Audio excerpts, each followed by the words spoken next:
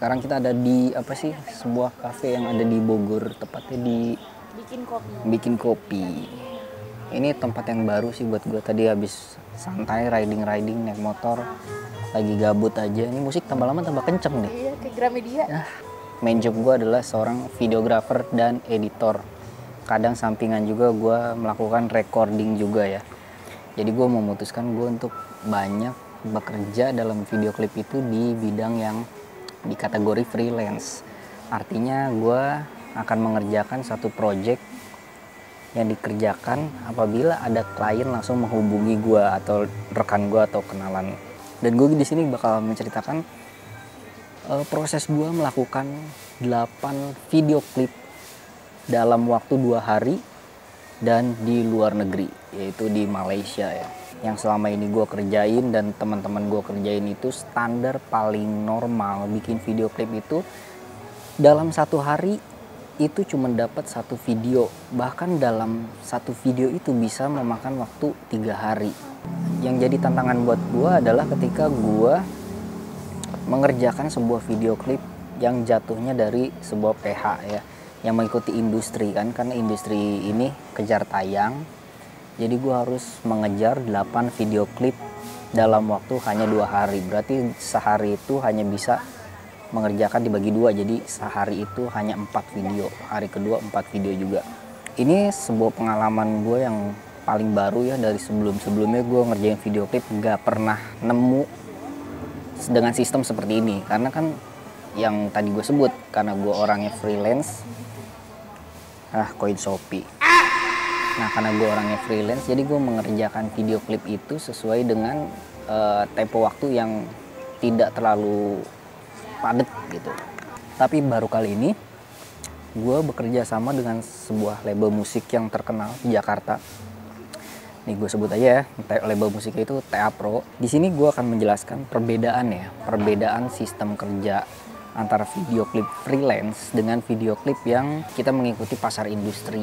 Industrinya itu dalam arti membuat video klip sesuai dengan pasarnya. Mereka udah tahu pasarnya akan kemana, memasarkannya ada kemana gitu ya.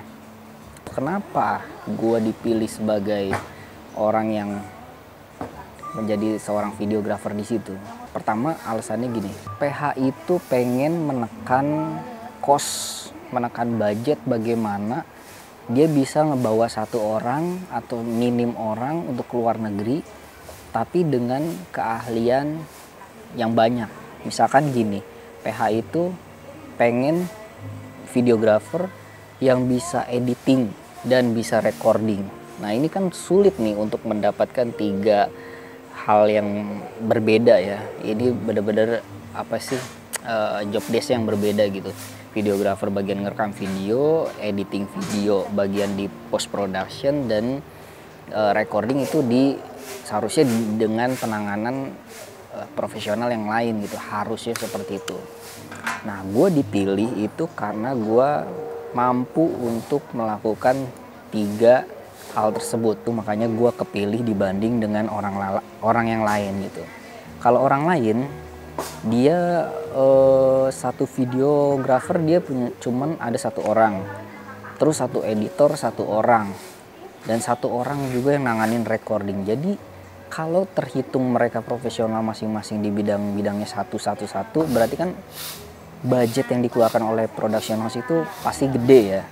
Klien yang gue dapat adalah seorang penyanyi yang cukup viral di TikTok itu. Wah rame tontonannya, viewersnya jutaan, like-nya juga wah banyak lah pokoknya. Dia itu terkenal banget di TikTok, terkenal banget di Instagram. Hanya kekurangannya mereka belum banyak di YouTube.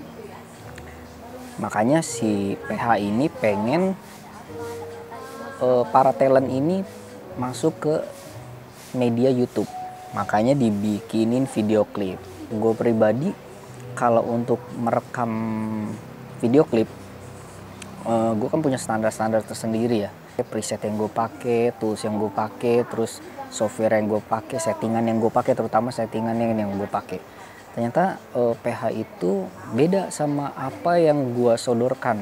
Contohnya gini, Pak, bagaimana kalau kita menggunakan profile picture-nya yang S-Log 3 gitu contoh. Oh nggak perlu, nggak perlu eslok lah gitu, yang penting gambar biasa aja diambil natural. Oke, gue tangkap di sini udah lain nih memang tujuan untuk pembuatan video klipnya. Kalau tanpa eslok kemungkinan besar untuk color grading itu lebih menurun ya, lebih tidak bisa dieksplorasi lagi. Karena kan kalau tanpa eslok warnanya itu udah jadi gitu.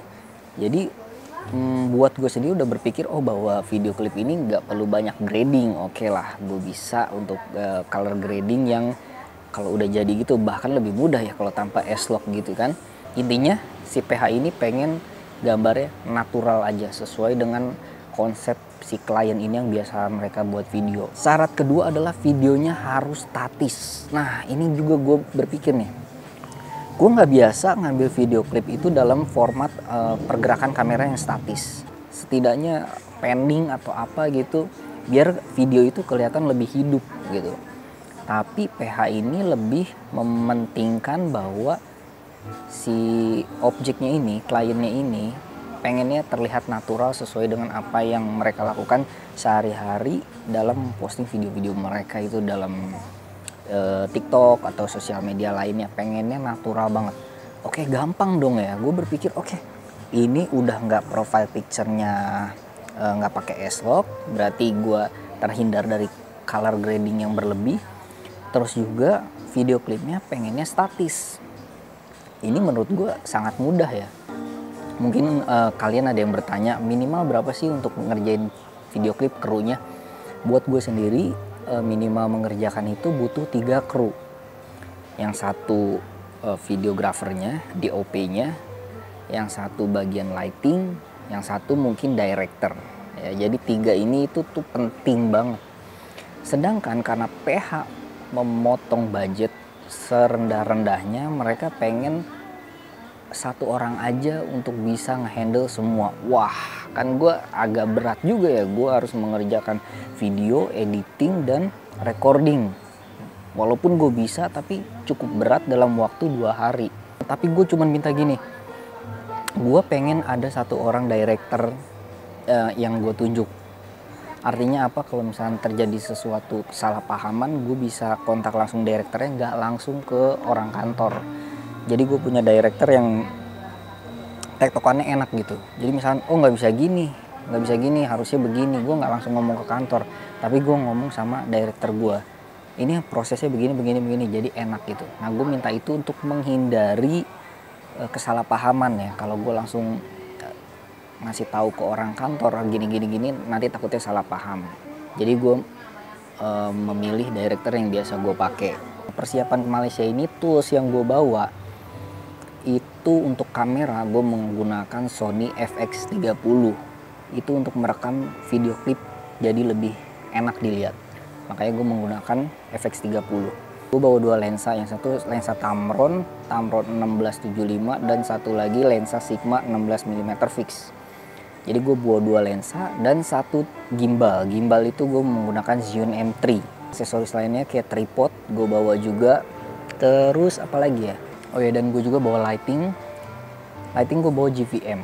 Hardware lainnya gue bawa laptop gue Legion Ryzen 7. Untuk rekamannya gue menggunakan Cubase 10 dengan hardware gue pakai sound cardnya menggunakan Audien. Nah Audien ini enak banget dipakai untuk kemanapun. Itu alat recording paling yahut lah menurut gue. Jadi 6 orang berangkat dari Indonesia. Singkat cerita, gue itu pergi bukan ke Malaysia kota ya. Gue itu sampai di Kinabalu. Yang artinya kalau dari Malaysia itu harus terbang lagi, nyebrang lagi ke kota Kinabalu. Itu jauh banget di Sabah ya.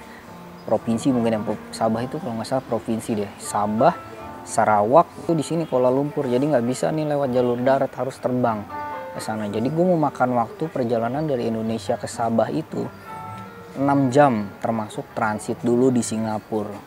Jadi gue dalam 1 hari itu bener-bener habis di jalan gitu, habis untuk transit doang. Jadi berangkat pagi, transit sampailah malam lah. Nah malam ini kisaran jam 9 kalau nggak salah ya, gue nyampe sana, makan dulu, udah itu nggak istirahat bro. langsung recording. Nah recordingnya ini kan 4 lagu nih, 4 lagu yang belum beres. Jadi nyicil tuh hari pertama 2 dulu, beres rekaman itu jam 1. Paginya langsung digempur, siap-siap kita ke pantai. Perjalanan dari kota Kinabalu ke pantai, gue lupa nama pantainya apa ya. Ya pantai itulah pokoknya jauh banget. Gue baru tahu kalau di sana tuh nggak ada jalan tol. Ini kedua kali gue datang ke Malaysia, tapi ini ke Malaysia yang bagian Sabahnya Kinabalu. Ternyata dari awal yang kita sepakati di meeting pertama yang mengatakan bahwa mekanismenya videonya statis aja gitu. Ternyata ada perubahan bro. Pas dilihat reviewnya, wah kayaknya kita nggak bisa video gini nih, harus ada pergerakan. Kan gue bilang dari awal nggak mungkin membuat video klip kayak gini tanpa adanya movement gitu ya, atau dinamis lah videonya, jadi nggak statis banget. Nah perjalanan ke pantainya itu kalau nggak salah makan waktu 1,5 jam. Nyampe lah tuh gue di pantai dengan kondisi siang-siang tuh jam 11. Wah terik banget kan, matahari itu lagi panas-panasnya. Taiklah di tengah pantai itu siang-siang dari jam 11 siang sampai jam 4 sore. Tapi untungnya tim dari kantor, terus kliennya juga, talentnya juga itu orangnya asik-asik. Yang bikin gue enak dalam bekerja itu mereka punya inisiatif tersendiri dalam mengeksplor gaya mereka ya, karena mereka udah terbiasa mungkin dalam mengekspresikan sesuatu. Jadi gue gampang mengarahkan, karena gue di sini berfokusnya hanya pada kamera aja, gimana hasil gambar gue ini terlihat memuaskan dan sesuai dengan apa yang dimau pada label. Udah itu aja. Tapi berkat semua tim yang bagus bekerja, akhirnya jadilah gue nggak terlalu banyak kerepotan. Nah itu hari pertama, lanjut tuh udah selesai pulang ke hotel nih, malam ya recording 2 lagu lagi. Waduh, kehajar lagi nih fisik gue nih, recording malam-malam sampai jam 2 malam. Hari kedua langsung lanjut lagi, paginya gue berangkat ke tempat yang jauhnya juga sama. Kali ini arahnya ke pegunungan. Kalau hari pertama itu areanya pantai full, yang kedua ke pegunungan. Tadinya mau ke gunung apa tuh yang minusnya berapa derajat. Wah gue gak ada persiapan kan, gue gak tahu emang tempatnya random aja gitu. Begitu nyampe sana tuh mau rekaman di mana, tempatnya random aja deh. Hari kedua itu lebih enak karena gue kerjanya di pegunungan. Jadi di sana tuh ada ini jembatan kaca gitu. Sebelum ke jembatan kaca, gue ke jembatan goyang dulu. Jadi di sana tuh kalau nggak pantai, gunung. Jadi dataran, iya dataran biasanya itu ke perkotaannya. Mall ada, cuman mallnya tuh ya ada sih yang keren banget. Satu tuh deket banget sama hotel. Cuman gue belum sempet ke situ karena nggak ada waktunya. Boro-boro jalan-jalan beli sesuatu aja susah. Jadi bener-bener padet banget kita kerja kesana sini gitu. Nggak cerita, kita udah hari kedua beres, langsung besoknya udah pulang tuh. Gue ngerjain video. Paling ada ya maksimal tuh 3 kali revisi lah ya, 3 kali revisi. Kalau ini pertama kali begitu gue bikin 4 kali revisi, dan video kedua langsung 6 kali revisi. Wah gokil ya, ternyata emang industri label itu untuk media promosinya tuh sesuai target pasar, nggak sesuai dengan idealisme yang gue pakai selama ini gitu, yang gue baru tahu gitu. Ternyata industri itu pengennya seperti ini. Bahkan lebih mementingkan, nggak pedulilah dengan color grading yang kayak gimana.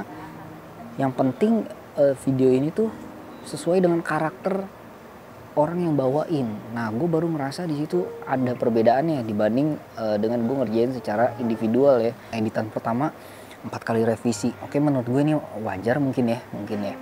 Karena emang keduanya 6 kali revisi kan aneh juga gitu. Tapi setelah video 1, video 2 revisi banyak, kesananya gue baru paham. Oh ternyata mekanisme editingnya maunya seperti ini. Jadi gue ngelihat banyak perbedaan. Editing mana yang kita kerjain secara individual atau di klien yang biasa umum gitu ya, secara personal gitu, yang bukan mengikuti industri pasar musik Indonesia gitu, dengan editan yang harus dilakuin dalam sebuah label gitu. Jadi benar-benar beda banget. nggak sama kayak kita ngedit nih. Kalau misalkan gue dapet project dari klien personal tanpa dia terikat kontrak gitu, mungkin gue bisa lebih explore ya. Artinya gue bisa merubah konsepnya, ini tuh gue bikin bagus tuh bakal seperti ini. Nih contoh-contoh video klip gue yang gue kerjain nih, nanti gue tampilin ya habis ini nih. Lu lihat hasil video klip gue sedikit. Nah,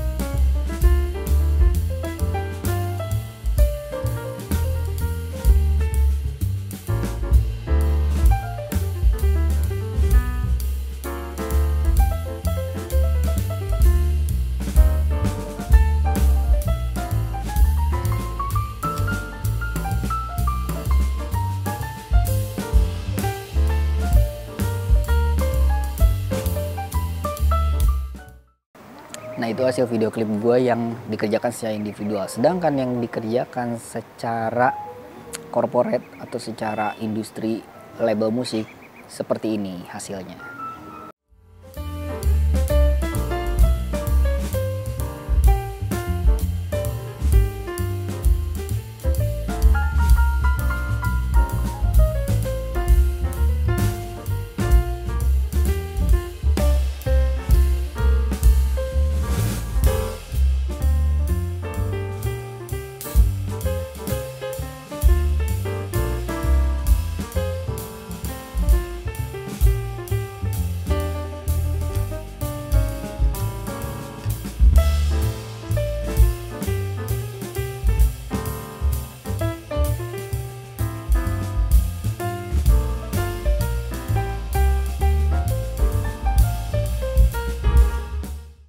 Kayak gitulah perbedaannya. Mungkin kalian bisa ngelihat sedikit perbedaan dari mana yang gue kerjakan secara individual, mana yang gue kerjakan secara industri ya. Jadi bener-bener memiliki karakter video yang berbeda gitu. Sampailah gue di pengerjaan, selesailah 8 lagu itu, dan feedbacknya oke ya. Hasilnya tuh banyak banget viewersnya, bener-bener wah gue di luar dugaan gue ya. Ternyata yang nonton ratusan ribu gitu, yang like itu ratusan gitu dalam waktu seminggu gitu. Wah ini bener-bener potensial, berarti kan emang ternyata industri itu tahu, dia tahu banget marketnya gitu. Dia tahu pasarnya gimana, kenapa dia harus membuat konsep video yang seperti itu, yang biasa-biasa aja, yang di luar dugaan gue, di luar nalar gue gitu. Ternyata mendatangkan para viewers yang sesuai dengan segmentasi yang dia bawain gitu musiknya. Justru yang bikin gue aneh, ternyata setelah gue editing gitu, banyak penonton atau fans dia yang suka dengan video itu. Nah itu gue cukup heran juga ya. Ini dalam hati, gue nih kurang maksimal nih, harusnya bisa gue explore begini. Tapi maunya label kan gitu aja udah cukup. Dan ternyata bener, responnya bagus banget. Banyak yang muji gitu ya, bukannya gue sombong ya. Tapi memang hasilnya itu cukup memuaskan dari editing itu. Jadi gue cukup lega lah.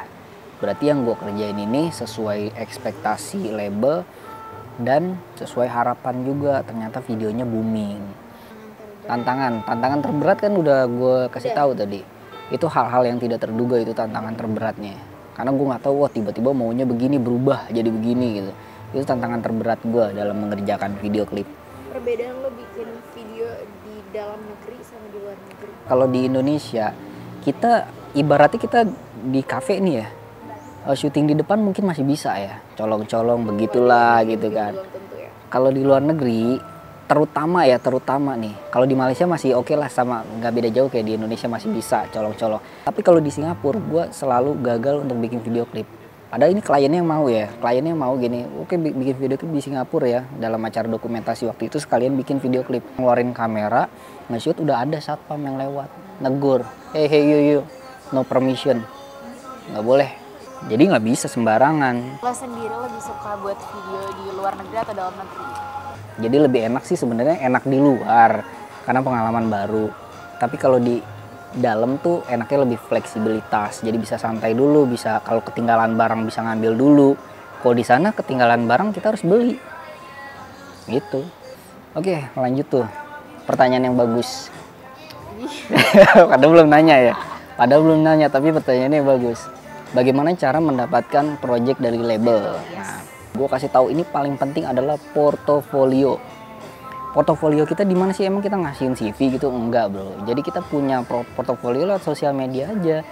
Misalnya Instagram kita posting, terus misalnya ada label, ya udah tawarin aja. Kalau misalnya label kan anggapnya gini, dia kan siapapun klien pasti pengen larinya ke label untuk menjadi artis gitu ya. Dan nggak semua karyawan label itu bisa punya waktu untuk keluar negeri, karena dia juga karyawan di dalam itu ngerjain tugas yang udah disediain sama label itu sendiri, production house itu sendiri. Jadi label itu membutuhkan orang-orang freelance juga di luar sana untuk dikontrak ke luar negeri gitu. Gue membuka kesempatan juga buat teman-teman yang lagi pada freelance untuk join sama gue juga bisa. Misalnya gue lagi dapat project nih untuk ngerjain video klip, jangan sungkan lu untuk kontak gue, karena gue kemungkinan akan membutuhkan kalian juga. Karena gue nggak punya, saat ini belum punya partner yang bener-bener selalu ngikut, belum ada kayak gitu. Jadi gue misalkan kayak lu jagonya di lighting, nah gue butuh lighting. Lu jagonya di properti, nah gue butuh properti. Lu jagonya di directing, nah gue butuh juga gitu suatu waktu. Kalau misalkan kalian punya temen klien yang oke, pengen bikin video klip, tapi kalian gak punya tim dan mau ngerekrut gue sebagai tim kalian, sah-sah aja. Karena gue bebas, gue nggak tergantung sama satu PH aja. Kalau gue nggak dalam kontrak ya, kalau untuk saat ini gue masih dalam kontrak, masih ngerjain project, jadi agak susah untuk joinan sama kalian gitu. Tapi untuk next, kalau misalnya gue lagi kosong, kalian bisa calling gue. Gue nggak harus di Jabodetabek aja kok. Gue bisa di luar pulau, gue bisa di luar negeri, gampang. Nah urusan budget nanti lu yang atur aja, nanti gue tinggal yang pertimbangkan. Kan semudah itu bekerja, ya kan? Jadi gitu aja video gue. Makasih buat kalian yang udah nonton video ini, semoga bermanfaat dan menjadi pengalaman baru kalian, dan semoga kalian dapet insight-nya dari video ini. Oke, gue Egimo melaporkan langsung dari cafe yang ada di Bogor yang pertama kali saya kunjungi ini. See you, gents.